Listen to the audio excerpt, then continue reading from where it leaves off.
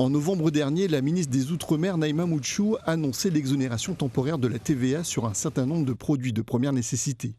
Entre les deux fêtes de fin d'année, l'arrêté est publié au journal officiel. Une petite phrase impose de nouveau de la TVA sur certains produits informatiques et les téléphones. Dans ce magasin spécialisé, c'est l'incompréhension. Pour nous, c'est une surprise. On n'avait pas eu cette information, on n'a pas eu l'occasion d'en discuter non plus avec les autorités.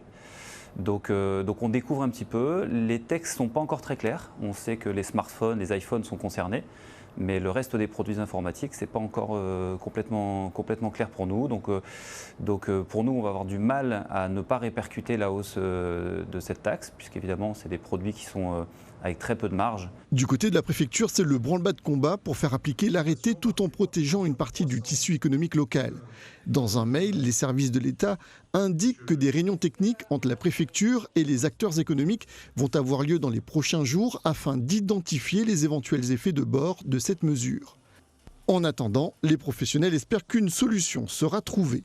Évidemment, on espère qu'on va être protégé de ces évolutions pour qu'on puisse continuer à fournir des produits qui sont très demandés par nos clients et très importants dans leur vie de tous les jours. Aujourd'hui, tout le monde utilise son smartphone, son ordinateur. C'est impossible de travailler ou même d'exister dans un monde numérique.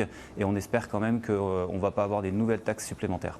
Avec cet arrêté, plusieurs dizaines de produits de première nécessité vont bénéficier d'une TVA à 0%. Reste à savoir si la chaîne des importateurs aux revendeurs jouera le jeu pour favoriser le pouvoir d'achat des Réunionnais.